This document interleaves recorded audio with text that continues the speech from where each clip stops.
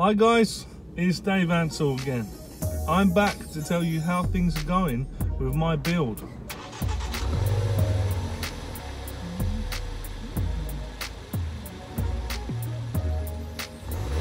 Yep, I fell in love and got my first ST, which was after making my titanium diesel 1.8 look like an ST, which was fun. It was a great project. I enjoyed that. I thoroughly loved that car and I miss it to this day. I would rather have that than an ST. No, I wouldn't. But yeah, a lot of love went into that car. I'll probably try and get you some pictures of all these things again. I had a Mark II ST in Performance Blue, we call it. And that was an ST2. It came with the half leather and the blue seats as opposed to these orange ones. Pretty much the same. They've just reshaped them a little bit, made these I don't know if they're more supportive on the Mark IIIs or if they're just a different shape. They feel a bit, I feel like I can move a bit more with these. I don't feel squashed in, but that was the beauty of them. You'd be stuck and you could corner at 100 miles an hour and you ain't going nowhere. As long as those tires hold the road, you ain't going nowhere. That one of the beauty of these STs is the Recaro leather seats. They're fantastic seats. I got my 2.5 facelift in the electric orange. I loved that car, you know. It was like the ultimate car to have, and it was a ST3. I always wanted to have the best one, and I got it. I finally got it. It wasn't that old when I got it. I think I was the second owner. Well, I was the second owner.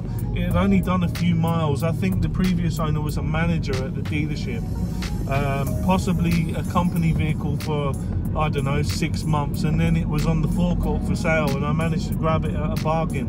God knows what I paid for it now. Again, I loved it, and I've loved all of my cars. You know, I used to clean them and keep them nice all the time, but just lately, time isn't there. I think it's all to do with having children, and believe me, having children's the best thing in the world. They come first. They will always come first. An ST can go screw itself in favour of my children, but I am human. I do like hobbies. I do like having my toys to play with, and this ST certainly is one of them. Before I go into great detail about everything I've done with this facelift build for this car, I'd like to introduce you to one of my closest, dearest buddies, and just to show you what he drives as his day-to-day car. And hopefully, he has said, if we can get to 100 subscribers and lots of likes, hopefully, he will be looking to raffle his car to one of you lucky lot to do with as you please. And he has also stated that he will go to the fraud dealership and get a new car, and he's going for none other than Focus. I just need your help to push him to get a Focus, because they're great cars, and although he's had one in the past and he wasn't too happy with it, I don't know if it was to do with the lifestyle he was leading at the time, because he did like the car and he wasn't using it as he should have been to get the economy out of it. But this is what he drives now. This is him, and with your likes and shares and your subscriptions, we'll be raffling his car, and he's going to get himself a Focus. I just need your help. Come on guys, get me those likes and shares, get me those subscriptions, so that we can make more videos on the Focus ST, and we can get another partnership, another man driving a Focus on the road. Hopefully it'll be an ST, but that doesn't matter so much as long as it's a Focus, because they're fantastic cars. And this is him.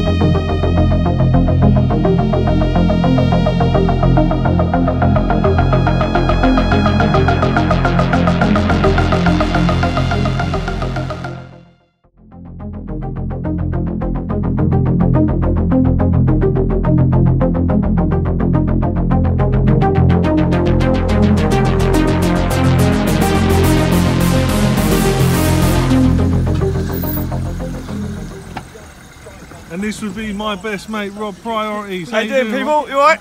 So, Rob, tell us about your car, the Ford Puma. It's a 1.7 Puma, based on the Ford Fiesta. The engine is done by a Yamaha, and it was based, this was the first car ever done, Ford made, on the computer.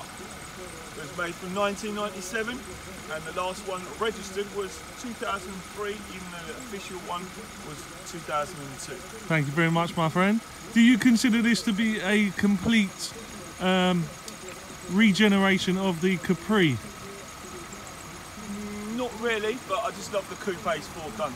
Yeah, they are nice. You cannot beat a Ford Capri.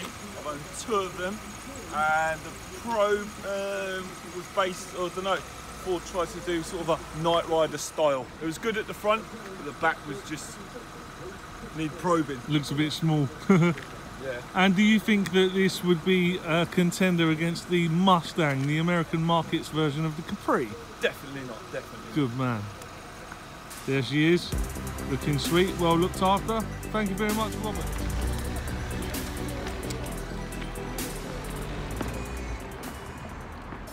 So far so good. The front bumper does look very striking, and although it's not complete, the finished result is just, it's so close. Isn't it cool how those LEDs flash like that on the camera, but they don't do it when you visually look at them? Let's see what we've got. We've got our 2014 onwards to 2018 at least now. Front fog lights with the matching surrounds, which fits nicely into this newer, more Mustang-y shaped bonnet and bumper system. The only thing is, I don't have the bonnet on yet. That's owing to the fact that the collector of this bonnet has the new bonnet, and he will be painting it to the colour of the car. I believe he's on holiday at the minute. Excuse the sunlight. Didn't think of that. The new headlights and lamps are in place with its LED strips for daytime running lights, integrated indicators. Please note that the washer holes will be sorted out. We have caps going on there. I may even put the washers in, as they're a simple install, but these are not bi-xenon headlamps, so it doesn't actually require them by law, the washers that is. And this is because my car is an ST2 and not the ST3, which comes with the washers as standard. The front grille there looks so menacing. It's so nice, and it's a shame that I will have to put a number plate on there.